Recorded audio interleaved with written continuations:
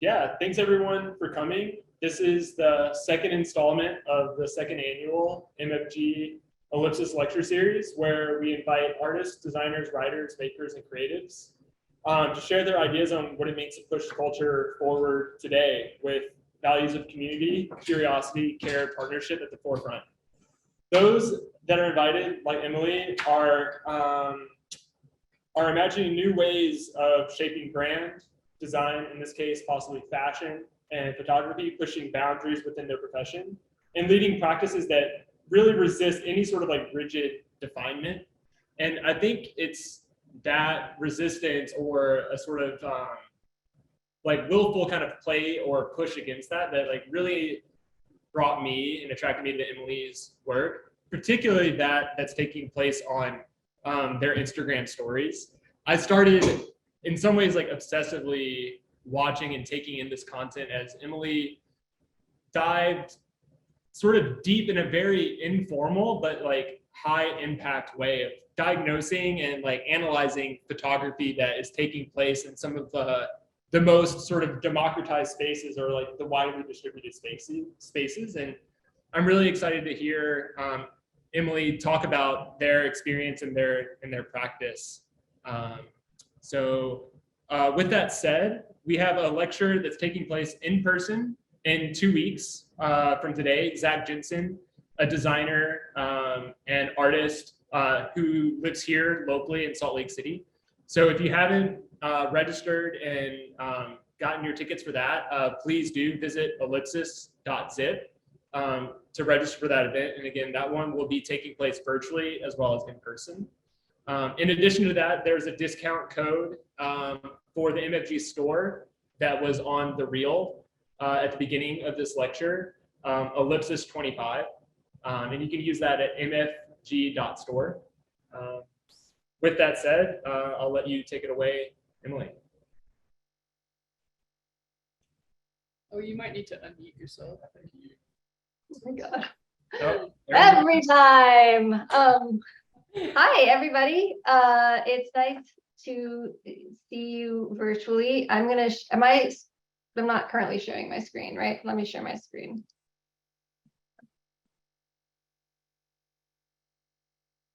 Okie dokie. So first, thank you for having me here virtually. I'm super excited to not see everyone, just to speak to you in my room. But I think we'll just dive in.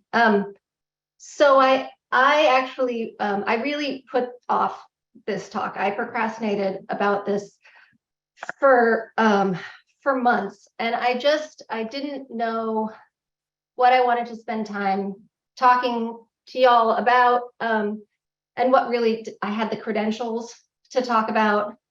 And I kept thinking about this sign that's on the door of my daughter's first grade classroom, and it's telling children to think before they speak. And before you speak, you need to ask yourself, is it true? Is it helpful? Is it inspiring? N, is it necessary? And K, is it kind? And I kept thinking about something to say, and I'd get like to the H and be like, fuck, no. It's just like a really high bar to clear. So I'm not sure that I'm going to clear it today, but what happened is a few weekends ago, I was hanging out with my dad, and he very earnestly, very seriously, he goes, he's like, Emmo, come here, come sit down. We need to talk. Tell me exactly what do you do?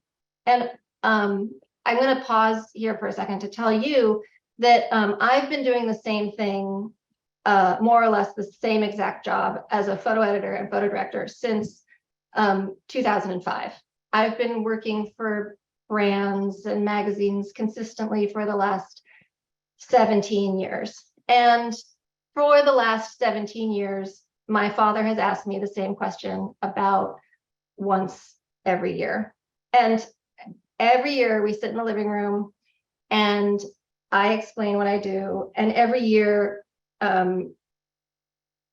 he is quiet and while I speak, and he nods, and at the end he's like, and people, they actually pay you for this. It's the same joke he tells me every year. And every year I'm like, sometimes, though not always. And here's the kicker, I'm picking on my dad, but my dad is not the only person who asks me if my work is legit and if I should get paid. I get this question all of the time. I had a creative director tell me while I was interviewing for a job, he literally said, I don't really know what a photo editor does. Like, what do you do? Like, are you really necessary? So think, THINK, is it necessary? Am I necessary? Am I necessary? Now let's go, okay? Because here's the deal. I get asked this question a lot because it makes a lot of sense. Because of course I am not necessary. When it comes to photography, my job on the face of it is not necessary. And the reason why I'm not necessary is actually the very exact reason why I love photography and why I chose to work in photography and why I think photography is incredible and why I plan on spending the next 50 minutes, 45 to 50, I don't know, talking to y'all about photography, which is that photography is the #1 form of visual communication in the world. It's like air, it's like water. It's how we navigate and understand our social and political and emotional landscapes. And because of this, when it comes to photography, everybody is an expert. My father, my creative director friends, I love you, please hire me. You, me, the butcher, we are all experts in photography. Because since birth, you've been seeing photographs. You've seen lots of them every day. You recognized a photograph of your mother long before you could read the word mom. This week alone, you've seen many thousands of images, all different types. You've seen photography that is informing you about the news. Sometimes those news images are picked up from police departments, photographs as evidence.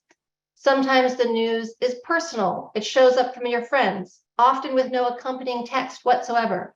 But the meaning is always explicit. This just happened, or life is absurd, which is to say, photography is replacing the spoken word. If you're of a certain generation that still follows print media, you've seen editorial photography. Photography meant to tell you a story or depict a personality, and fashion photography. Photography also that is part editorial and part fashion. And sometimes you can tell the difference and sometimes you can't. You've seen celebrity paparazzi shots and selfies, and you've known the difference between these two. Perhaps you saw portraits of celebrities at a museum this week or like a year ago. And perhaps in this context, you understood these images to be art. And maybe you follow an artist on Instagram and you understand her work is art, regardless of the platform. And speaking of the internet, perhaps you saw a funny joke there and learned that your friend got engaged or your sister had a baby, which made you feel warm and happy because you love looking at pictures of family. You keep a photo of your mother on your desktop. You've seen photography that is trying to sell you something. You're very, very good at knowing when someone is trying to sell you something, even when the picture isn't explicitly trying to sell you something. You might have put together a new camping stove or shown someone your ID or gotten into trouble or gotten a package or spied on a neighbor, etc., etc. And despite each of these photographs being totally unique, shot in different ways by different photographers, seen and utilized in drastically different contexts, with different frames, surrounding text, etc., you've digested and understood every single picture instantly, every single time. You knew exactly what you were looking at and why. And of course you have, because when it comes to photography, you and everyone you know is, as believe me, an expert. I am no more an expert than my father. For example, my father knows instantly that this is a mugshot. And he knows instantly that this is a professional portrait. And he knows instantly that this is a professional portrait referencing a mugshot. Also, I want to pause for a second and apologize to the handful of people I've already shown the Bieber mugshots to because I love them. And I spoke to people in the past and used this reference. And I realize I'm repeating myself. So if you're listening to me now, hi, it's nice to see you again. And I'm sorry. And you can use this as a data point as to whether or not I'm necessary. But the rest of the talk isn't recycled, I promise. Anyway, so if I were to describe these three images to you, I would say something like, these are three pictures of Justin Bieber. He's photographed on a gray background. He's looking at the camera. He's wearing a shirt. In one photo, it's showing his profile, which is to say, in words, these tell the same story. But in pictures, we understand these are vastly different ideas. Why? How can we tell?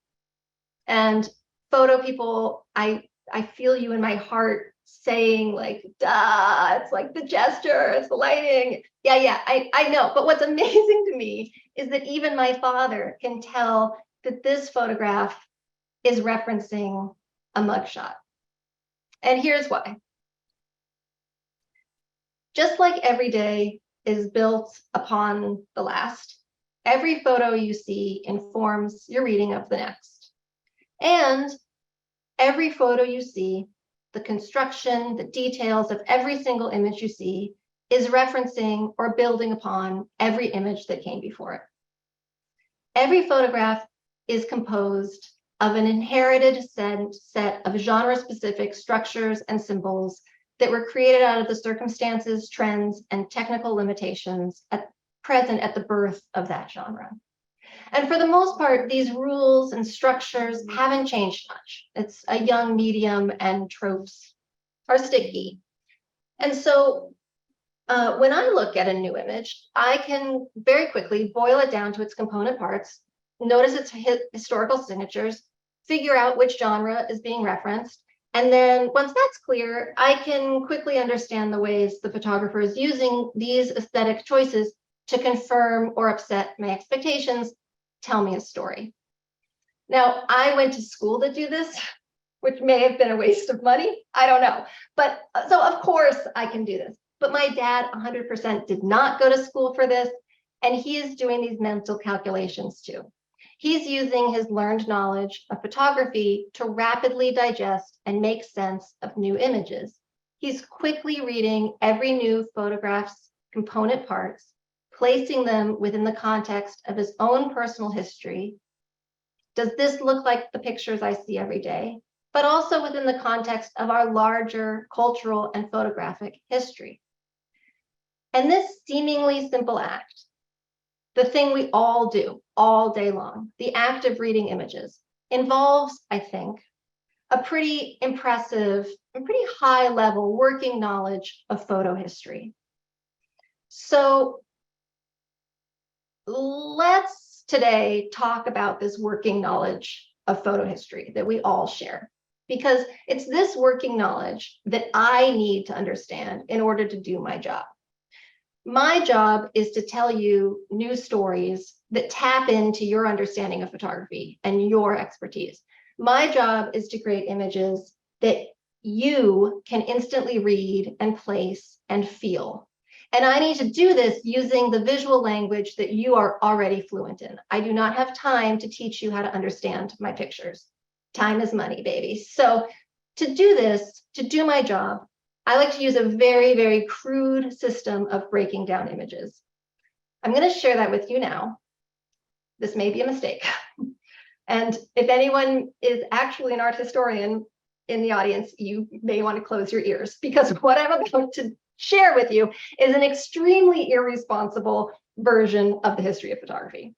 I like to break photography down into 4 categories, but today I'm only going to talk about 2 of them because otherwise we all get bored. But also there's only 2 categories that I see that are informing how we read those Bieber pictures.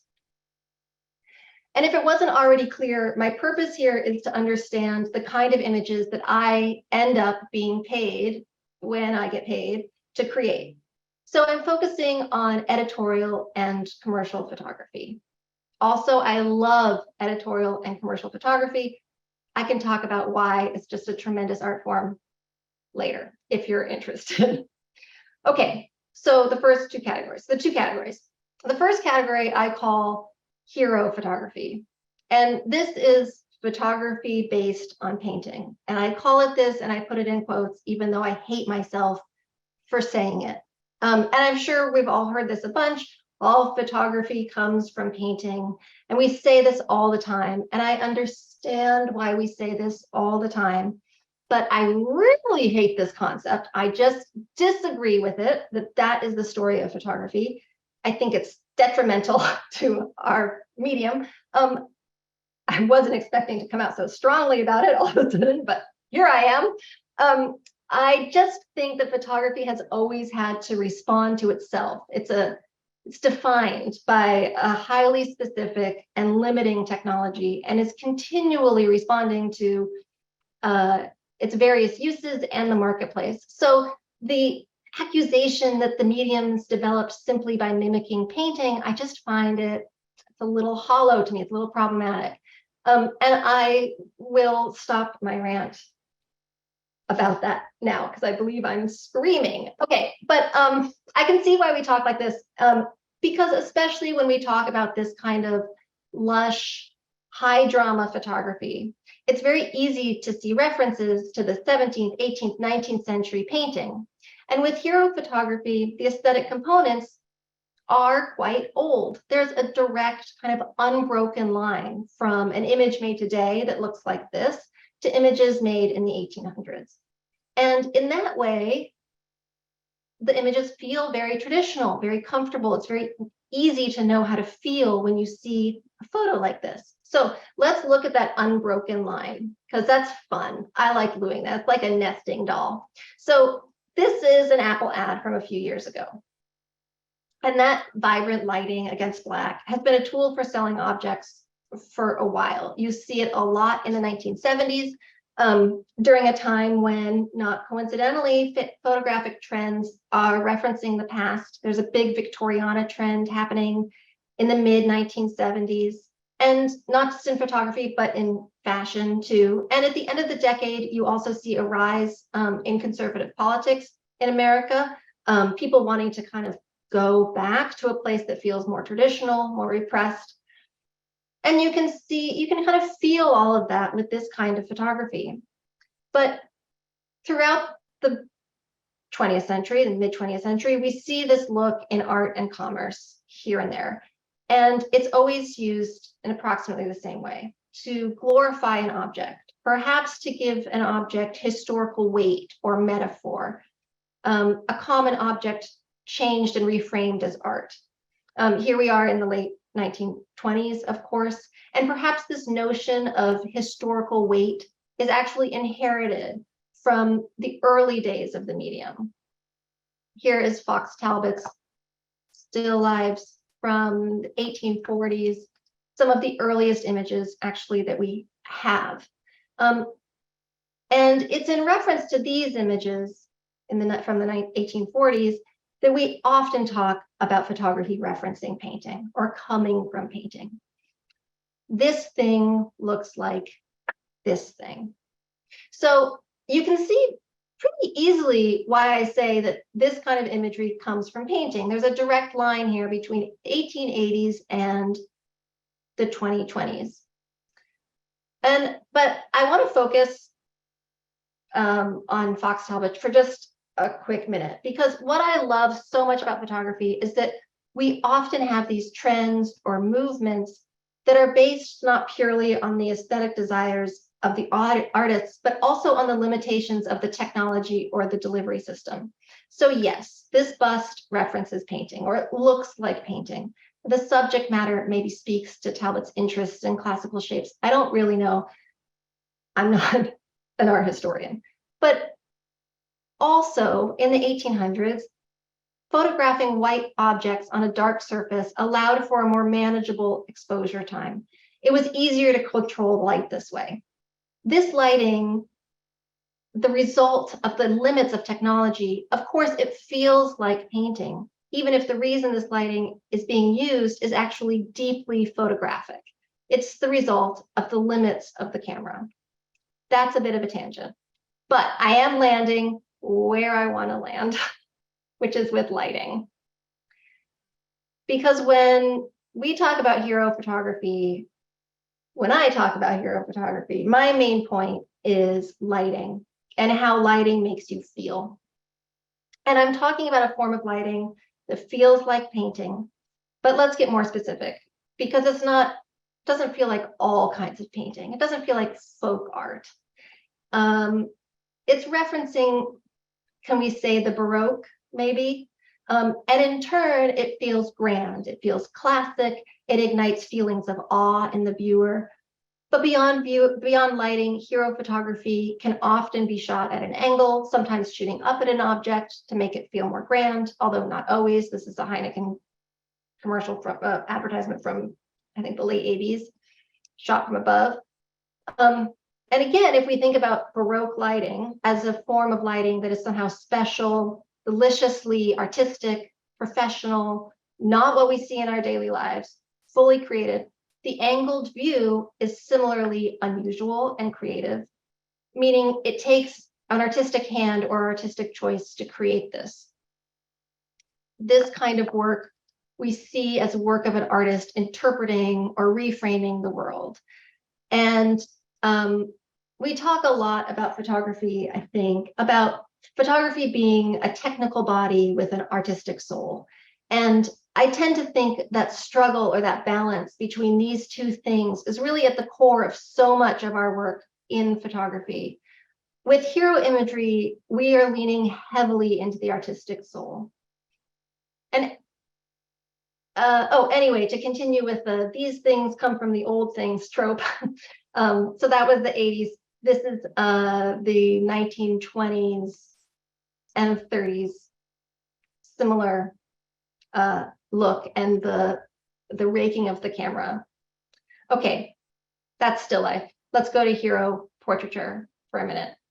So this style of portraiture, the body seated or standing within a set, or is one of the earliest forms of photographic portraiture.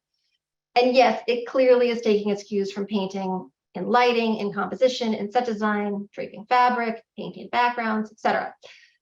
And frankly, I love that we cannot quit with this. I think it's hilarious that we are still here.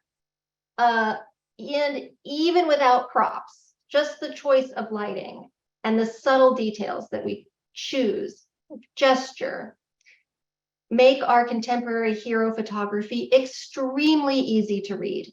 Anyone can read this and know exactly how to feel. And even when it's not on gray, here's blue, it still feels like painting.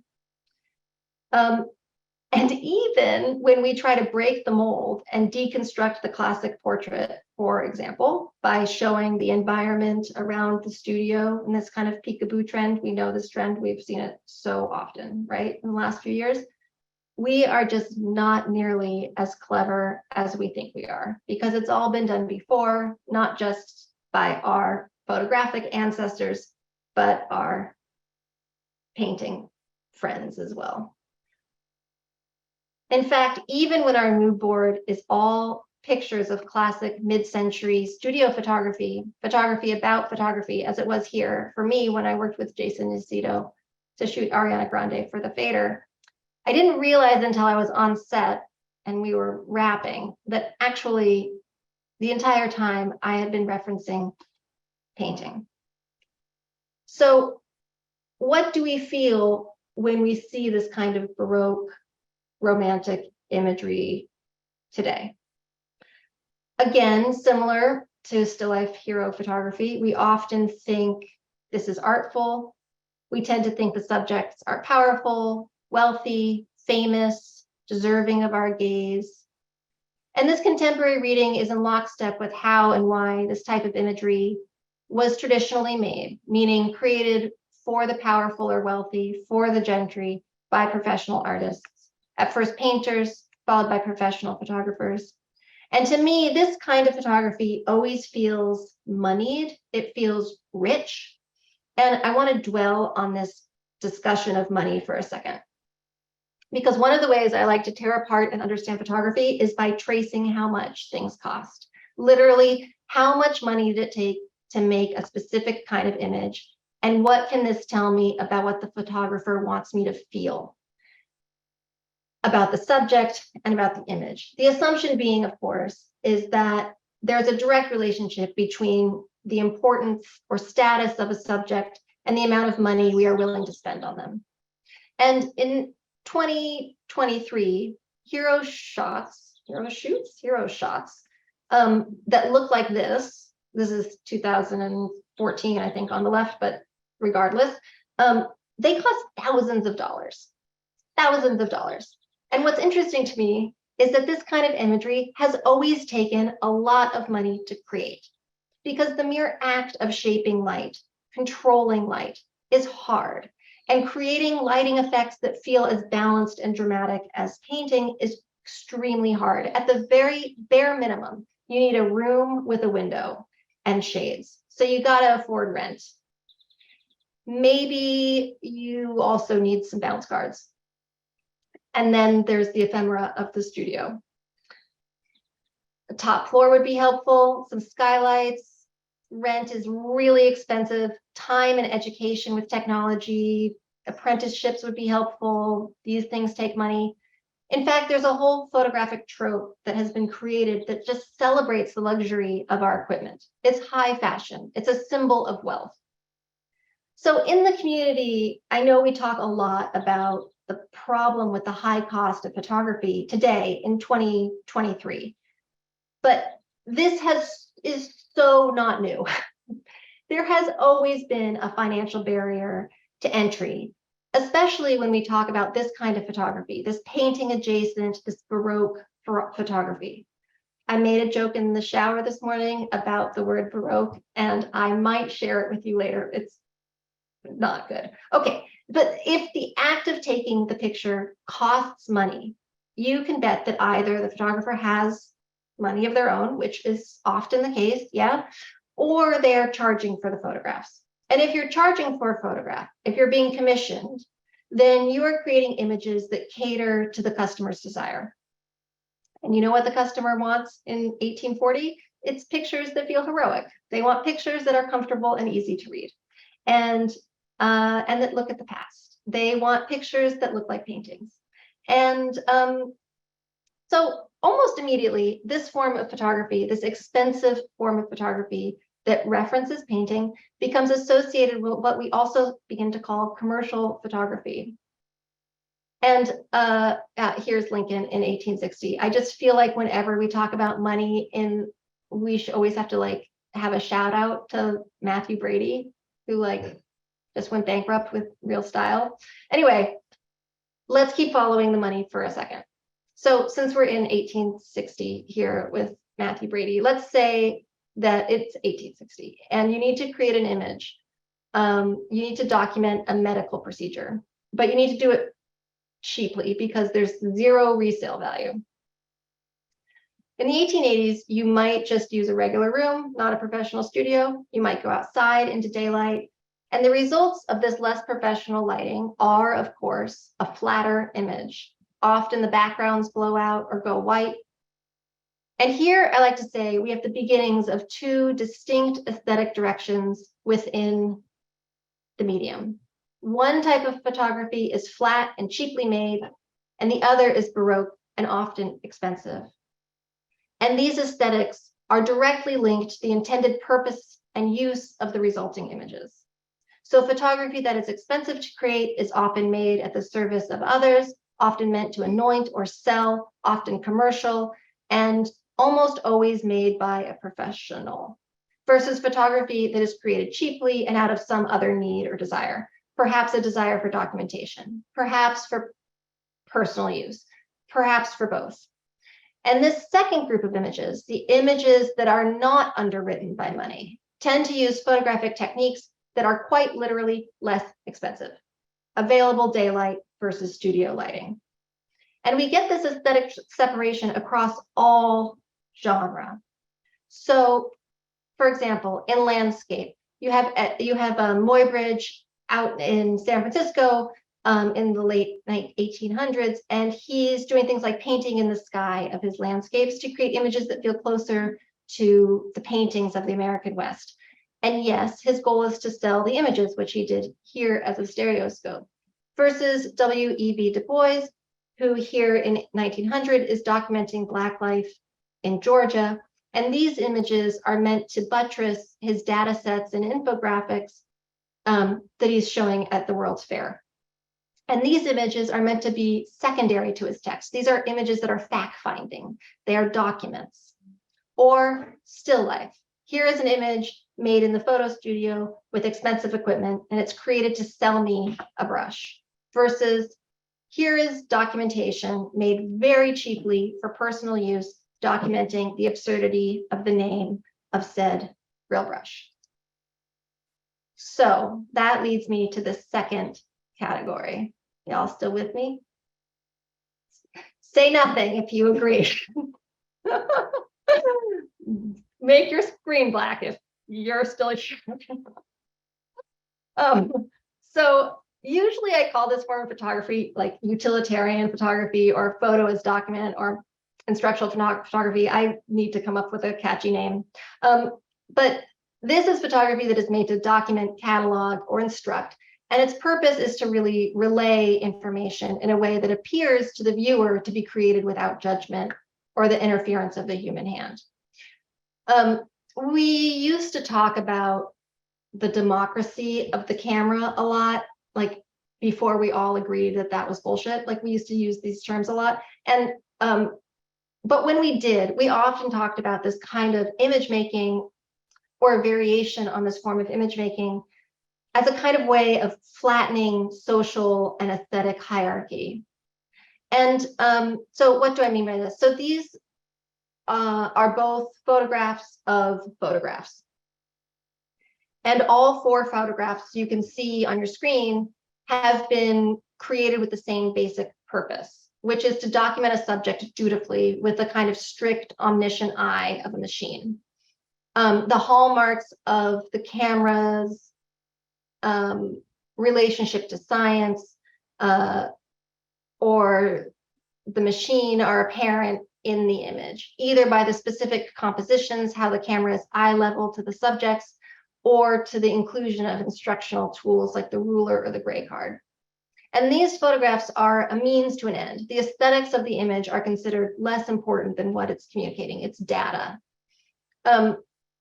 Just as hero photography is defined by how closely it mimics painting, utilitarian photography lifts many of its aesthetic hallmarks from illustration. And you can see this really well in how we sell clothing. In the late 1800s, photography replaces illustration in shopping catalogs. So we go from this in the 1800s to this in the 1880s, to here we are in the 1940s, and here we are in the 1980s. And I want to call out here that we're actually seeing kind of two types of photography here, right? We have this big image on both of these that have a touch of heroic in them, right? We get a horizon line on the one on the right, and there's tone in both of those backgrounds. It's not a perfect white. It's not an image cut out just on paper. The gestures and expressions are complex. They're telling you a story. And these pictures want you to feel something. They're telling you how to feel, how to desire the product, to aspire to be these happy people. The images on white, these kind of inset images, are the dutiful photos that are telling you this is actually what's for sale, and this is how you can use the garment. Here she is buckling her wristband. And we still use this kind of layout with this kind of juxtaposition today. So again, the image on the right is telling you how to feel. It's not coming from the hero tradition. This is basically closer to the snapshot tradition. That's category number 3, if you care. But regardless, it's complementing the images on the left, which come from the history of scientific documentation, cataloging, and of course, illustration. So other places we find this kind of imagery, scientific photography, which is some of the earliest photography we have. On the left is Anna Atkins in, I don't know, 1850 maybe, and NASA photography from a few years ago.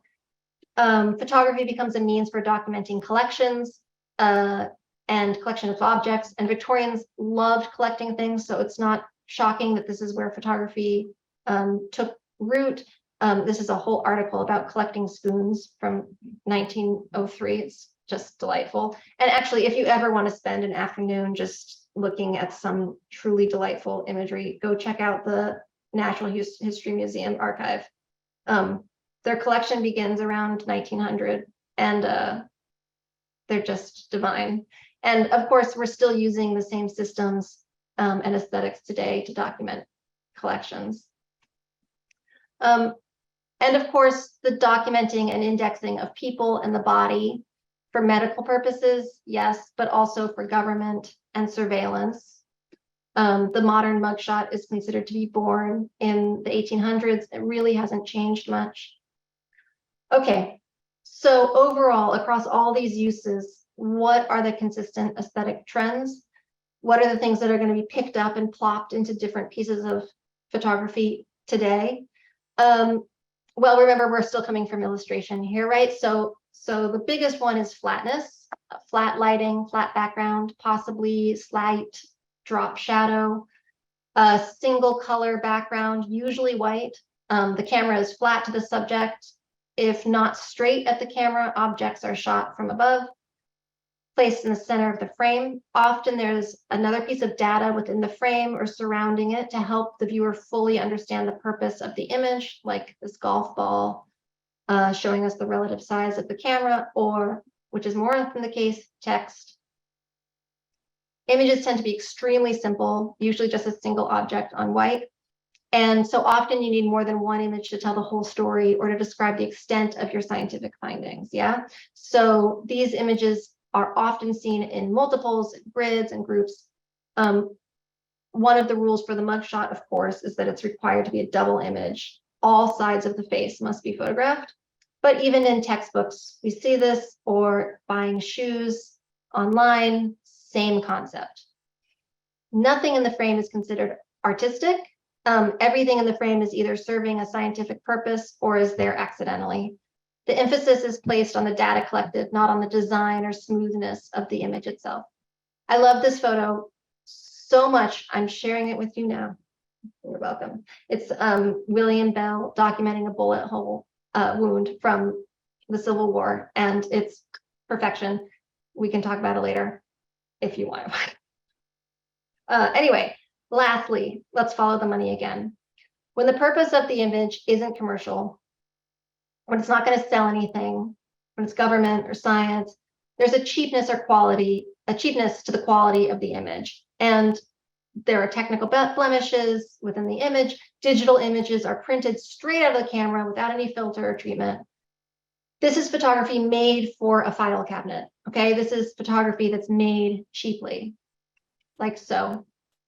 So let's get back to Bieber. That's why we're all here today, right? So using these two categories, I can better understand the math my father is doing when he sees these images. He probably looks at this and says, this is clearly a photograph about identification, scientific or government indexing, because the lighting is flat, the body is square to the camera, camera's eye level, subject is centered in frame, no funky compositions, no weird horizon lines, no camera raking, things are straight. This is not the work of an artist, this is the work of a machine, and he knows it's not a professional image because of visible grain, the fingerprints of a cheap digital camera. And he's well aware of the cheap digital camera because he had one just like it in the aughts. He may or may not know that cops hate spending money, but he certainly knows or feels in his bones that the cheapest form of photography is always reserved for the people society has the least respect for. Even though the mugshots of the past have looked different, he can still place this one in this space. Likewise, he knows this is a hero portrait. This is a lighting that's not found at home or on the prosumer camera. He cannot create this with his iPhone. The police cannot create this in the precinct. The lighting is Baroque, reminiscent of painting. The gesture is not flat. This is how people who matter are portrayed. And so Justin must matter. So what I'm interested in my work is what happens when we play with genre to create unexpected results, like here, where the photographer Stefan Rez is referencing classic utilitarian photography with flatter lighting, no shadows, and he links to the mugshot through gesture, the flat placement of the camera at eye level, and most importantly, the doubling of the image. All signatures of scientific use of the camera, and more specifically, the highly regimented structure of government identification. His lighting is just poppy enough to signal a studio or editorial shoot in 2019, when I think this is taken. He's exhibiting control like this over the lighting, which registers as being professional, too professional to be government.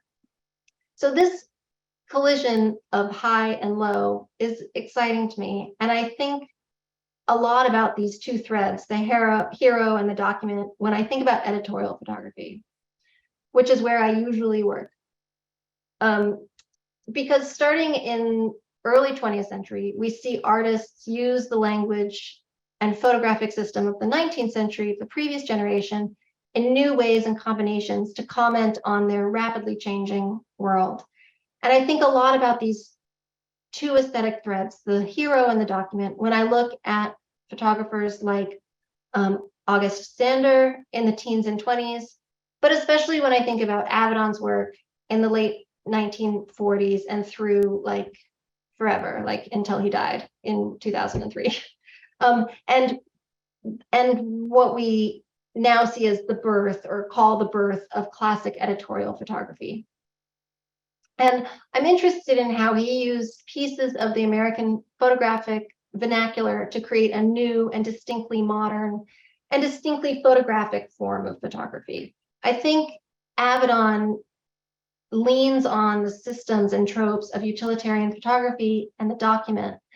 I think he likes it. I think it's important for him. I think you see it. You see the flat background, the eye level camera, I'm putting this in quotes, bringing it back, the democracy of the image, photographing everyone the same as a catalog, as if to index. There's a real flatness to his work in that way, despite being highly professional and glossy. And of course, there's his beloved white background, a color that wasn't common at all in paint until 1920, but was always present in photography. The bright white background, of course, being what happens when you blow out the sky, when you're not professional. The bright white background is photography not referencing painting in any way. It never has referenced painting with its bright white backgrounds. It's distinctly photographic. It's also the standard for all cataloging and catalog photography. In fact, that's part of Avedon's work. There's part of it that's dangerously close to the Sears catalog. And again, this feels very American to me. Art that is a bit bureaucratic, a bit heroic, a bit commercial, a bit pedestrian, but also glossy and made of the stuff of commerce. And but the genius of him, of all of this, is that he counters that flat vernacular, that flat look, with a hyper-controlled lighting and enough draped shadow to signal professionalism and a touch of the heroic, or when he wants, a lot of the heroic. And lastly, he distinguishes his photographs from the catalog, or frankly, from mugshots, by capturing expression and gesture that telegraph a profound story about the individual.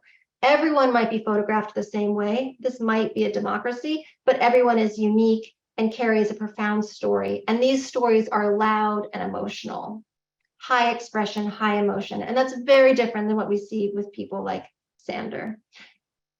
And he's so subtle in his choices, so that with the slightest shift in lighting or lens, here he's just barely looking up at Reagan. He can recast a subject and tell a completely different story away from the document and to someplace that's more heroic. or more traditional? Okay, I'm going to pause here to think and check the time. THINN.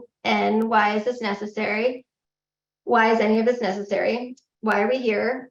I'm still not convinced that I'm necessary, but I think this might be necessary, what we just talked about. I don't know, but let's tie this up. So this is a photograph of Audrey Hepburn in a red dress, photographed by Richard Avedon. And this is a photograph of a woman in a red dress, photographed by Amazon.com. And this image is meant to tell me a story.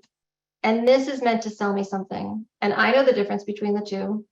And you know the difference between the two. And I know you know the difference between the two. And that terrifies me because you know too much.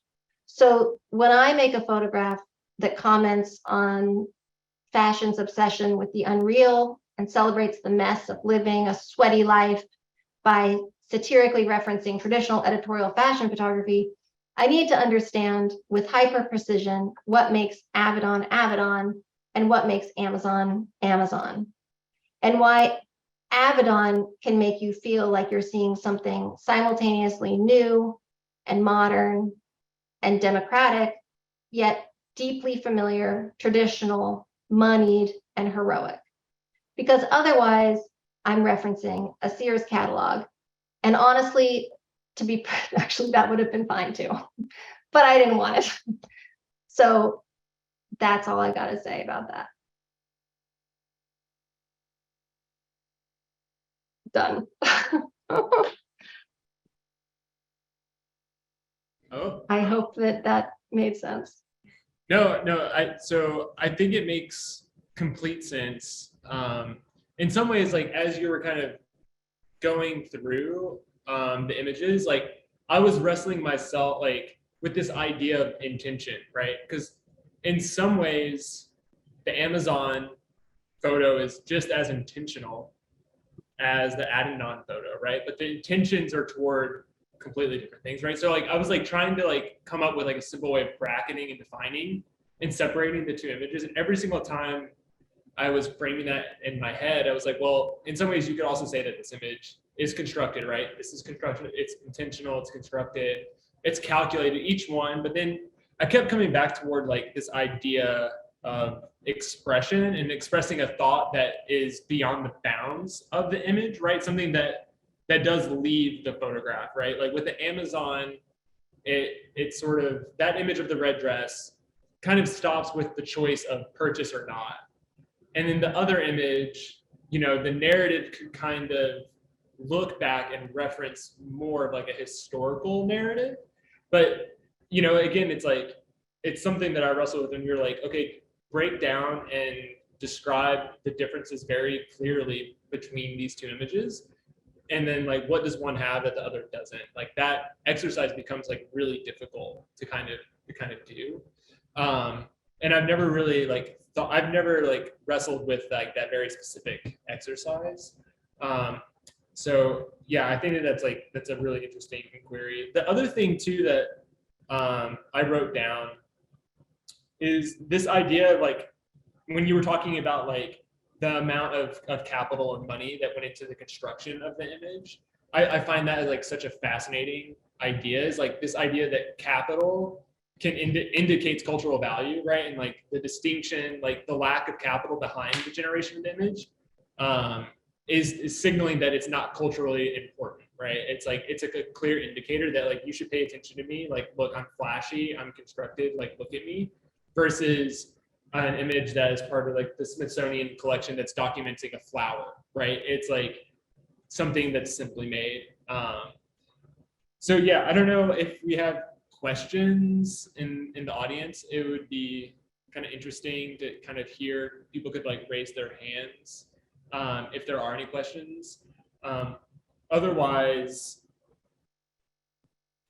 go. Hi, I have a question. I'm sorry to interrupt, but I really love this whole conversation, especially connecting it with historical context. And Emily, I had a question for you, but like what image maybe have you seen recently that has like no contextual reference that you've seen? I think that would be interesting on the line with like, is there anything that's really breaking into future aesthetics that feel like we're emerging into like a new form of historical reference that hasn't happened? Whoa, that's a great question. You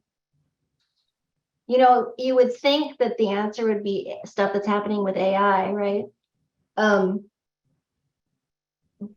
But AI still is always referencing the past in some way, so nothing feels aesthetically new. That's so interesting. Can I obsess about that for the next 24 hours and then Yes. Definitely let's talk. Yeah, let's definitely I mean, talk. have you seen anything that just like you're like, oh, that's completely new? Let's jam on this. I wanted to ask you, but I'm sure that there's something that I can probably pull from my own archive that I've seen. But I was so curious. I agree that like AI is the epitome of contextual referencing in order to build a machine learning device. So yeah, I'll definitely look. I'll send you a message. Okay, I like that. Yeah. Let's see.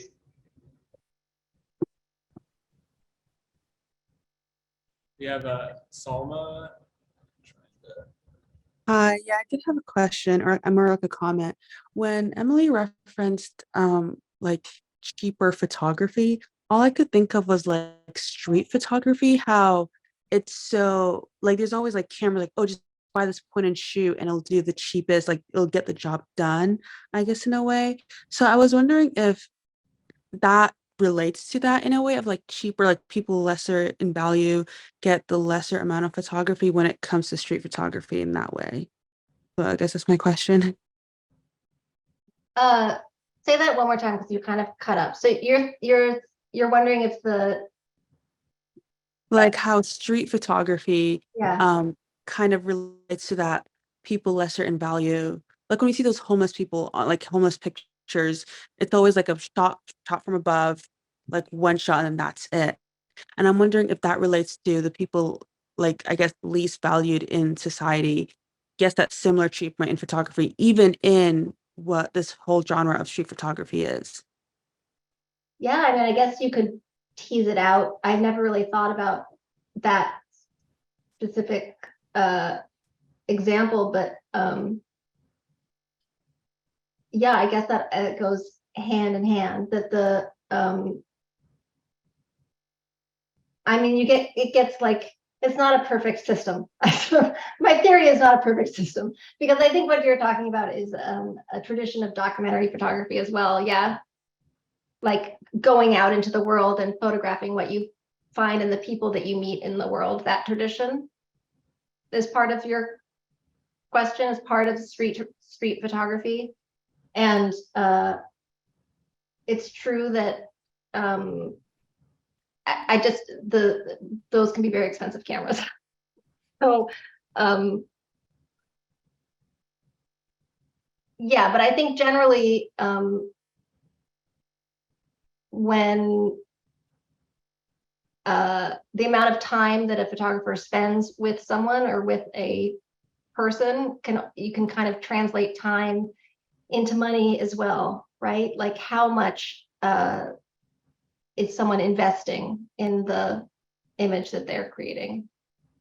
But my main thinking about how much things cost, but especially just like how much cameras cost or once cost, is that those aesthetics that are attached to the camera, so like the point and shoot aesthetic, the disposable camera aesthetic, that aesthetic is one that we believe to be cheap, right? It's one that we've always used or traditionally used to photograph non-professionals, to photograph our families, and the camera itself was inexpensive.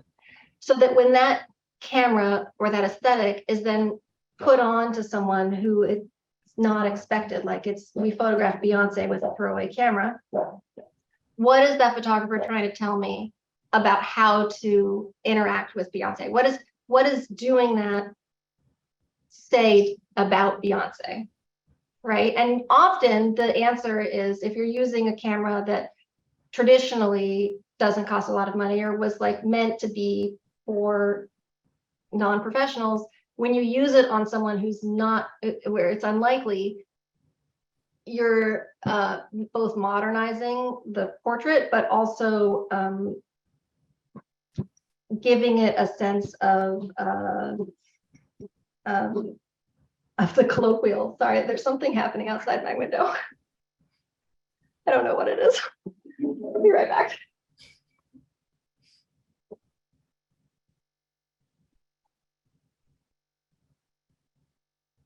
It's fine. But does that make sense what I'm? It does, yeah. So kind of like how documentary photography, or I guess street photography, is attributed to this lower end, but we also gave it that value in a way. But then sometimes we even see that these point and shoot cameras are now going to thousands of dollars, but still associated with, oh, it's still on the cheaper end. Like the new Fujifilm that creates it into a film camera, still point and shoot, but still costs like hundreds of dollars.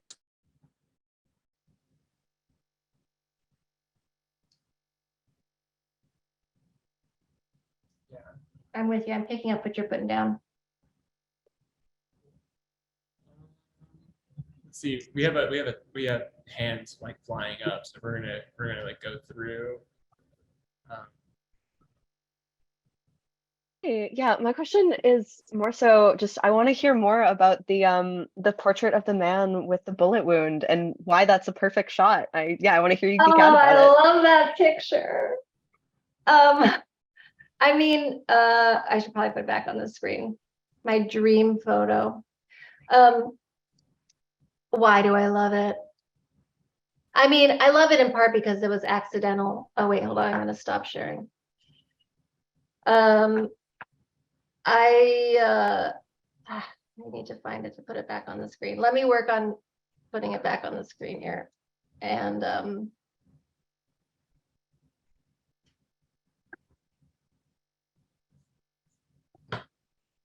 okay.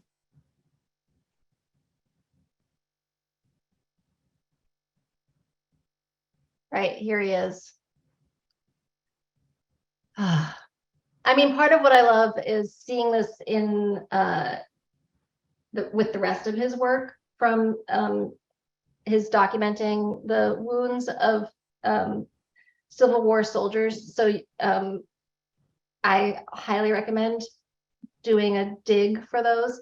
I guess what I love about this is like accidentally creating the kind of imagery that we would see in traditional photography, right? It's like very classic in a lot of ways, with that mirror, the gilded edge of that mirror, and the horizon line is perfect. The way that I mean, it's like it's beautiful composition. But then the more you look at it, the more you realize that this wasn't made. I mean, he is an artist. In his bones, he's an artist, but it wasn't made in this kind of like for the aesthetics of the image. It was made to truly to document this wound. So the reason that mirror is there is to show the back of his leg. Like, this isn't because this looks cool. This isn't a fashion shoot. This is here for a purpose. Everything has a purpose. But then the more you look at it, the more you see these bits and bobs that like are perfect, but accidental. So in the back, you have, there's like a watermark on the wall. I don't know if you can see, I'm like looking closer so that maybe you can see it too if I look closer. There's a watermark on the wall that kind of goes up in an arch area, and then the wall itself is kind of falling apart back behind that, what looks like an overturned bench or something. I also think, just looking at the rest of his work, he shot a lot of men just without pants on, just naked from the waist down because they had problem, with their legs or whatever. But this man clearly like didn't want to do that. He was like, I want to be covered. And so seeing that in the group of images, it's like this person has a story that the others, the way that he's gingerly left his leg there is like a painting. I mean, yeah. So I guess what I love about it is that it is it's accidental art. And Thank you. I also like the flatness of it. Yeah. Also, would you mind reminding me the name of the photographer? Oh, it's William Bell. Bell, thank you. Yeah, I'm glad that that image got brought back up because I look at that image and it's very interesting how we can look at this very straightforward documentary focused image, but like because of our eyes and the things that we've seen, the narratives that we can then construct around it, and like the ability, like I see that image and it looks like a cover shot of the fader. Like it looks like it could be a cover shot. Man, if only I was that good. Yeah. But like the tropes and like the ideas and again, it's like photography is so like I really think art is so interesting in the fact that you can look at an older image and bring like meaning or connotation to it to kind of build like a whole new narrative, like within the context of like 2023, right? And it's like this accidental art. Like it's not viewed as accidental art then, it's only viewed as accidental art because of like the connotations and the culture and the interpretations that we bring to it. And yeah, I mean, I think like we at some point we all have to just give up the concept that there are professional photographers and non-professional photographers because everyone, I mean, I could show you some of the pictures that some people send me. Like my mother sends me these pictures. I don't know, is she here tonight? Because she raised her hand. She is just knocks it out of the park, and it'll be like a picture of like the plunger next to the window before it rains or something, and it's like it's just perfect. So I think there is like William Bell did go on to do a lot of landscape photography, and he does in his soul is a photographer, but the purpose, right, the purpose of that first image, the purpose of the image is not to create art. The purpose of the image is to communicate something else. Yeah. Fantastic. Thank you so much.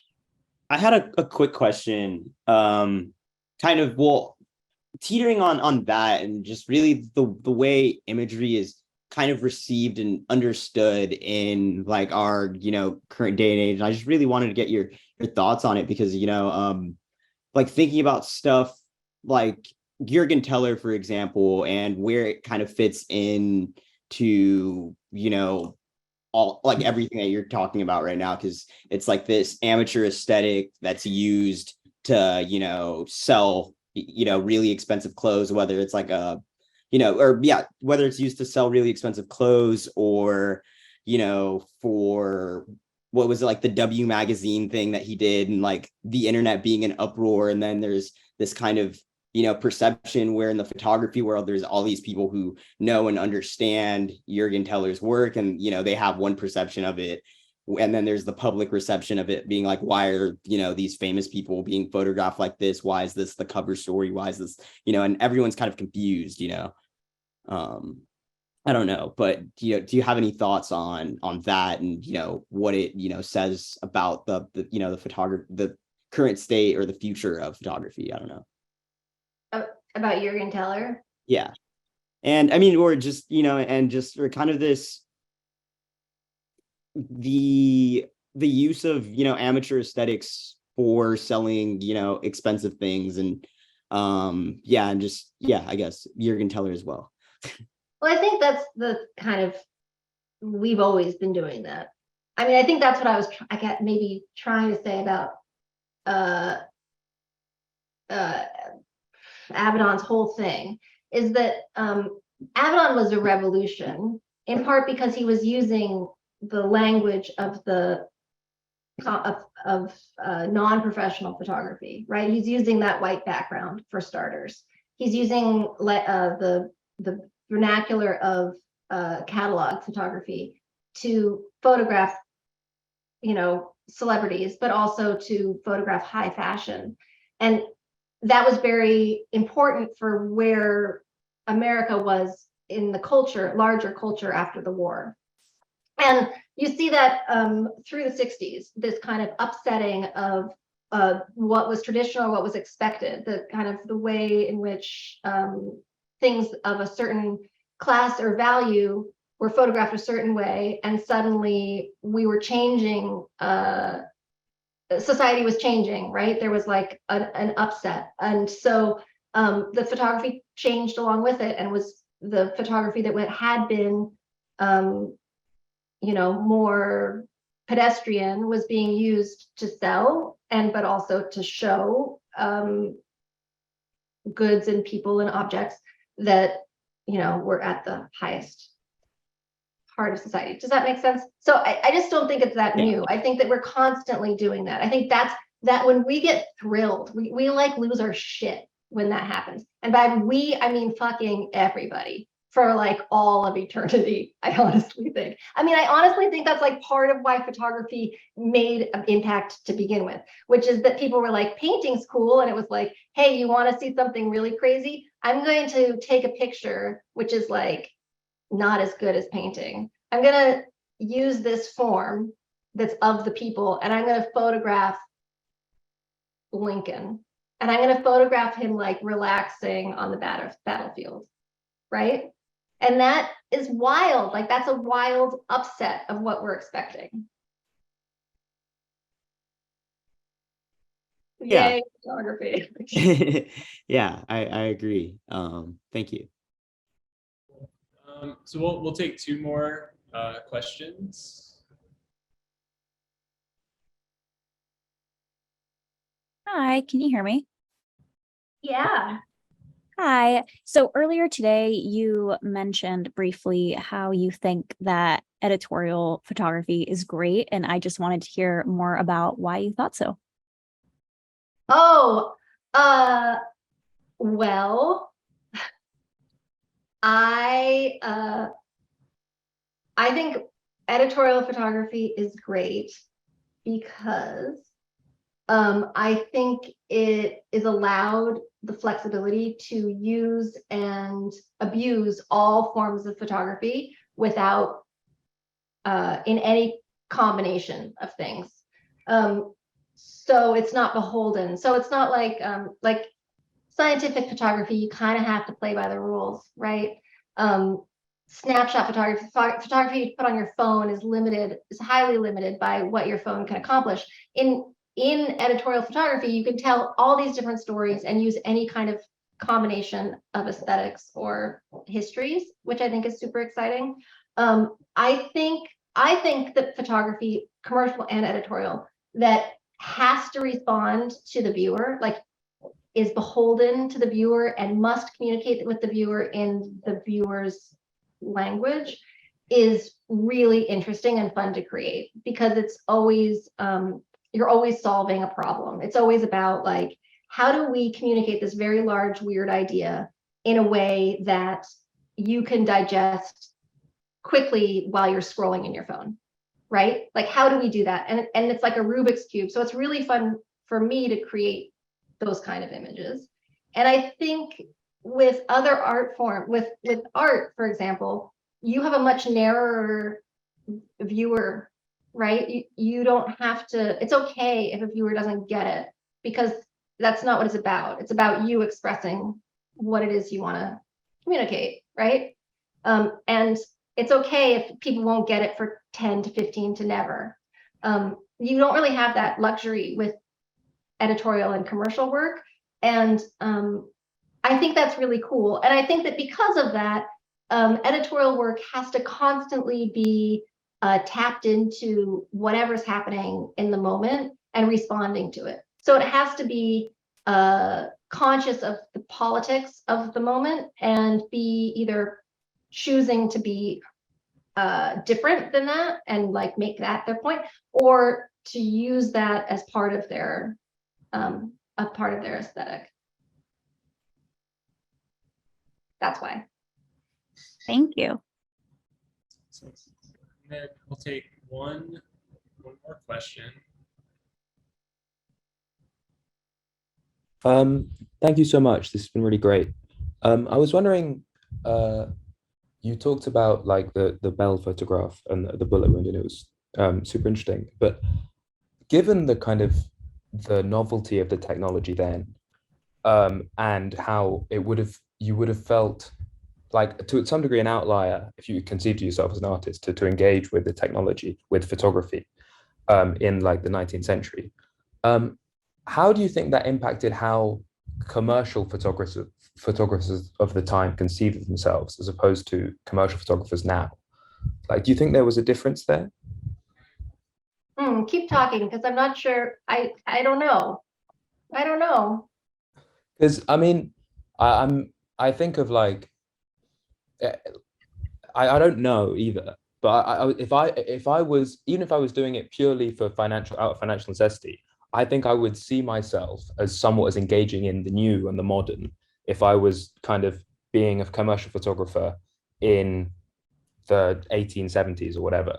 Whereas now I feel like there would be less of that kind of feeling that I am doing something kind of revolutionary, which I think, and I Right. think that would have impacted how whether or not I would have conceived of, even if I was doing something purely for kind of utilitarian reasons, as you say, Right. I see I what you're might have saying. seen it as something more than that.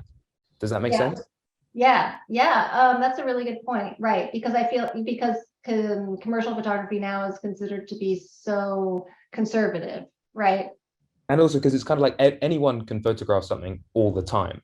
So it's less interesting that you're doing it, the act in and of itself.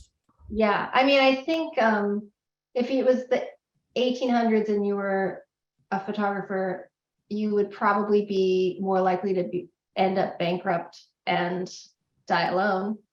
There's that part of it. So maybe it would be better be now. I don't know. Yeah, that's an interesting thought. I had never thought about it like that. I like thinking about that. Cool. Anyway, thank you so much. This has been really brilliant. Yeah. I really Thanks for appreciate the question. I'm going to think about that. Well, Emily, unless you have any final words or thoughts. I just want to say thanks for coming, everybody. It was really nice to hear your questions and thank you for that tiny picture that you just put in the chat. I love that tweet. But so thank you all, and thank you for having me. And bye. Before we conclude today's talk, I just want to remind everyone that in 2 weeks, we'll have another lecture from graphic designer and artist Zach Jensen. If you find yourself in Utah or around Utah, it will be held in person at the studio. The address can be found at ellipsis.zip.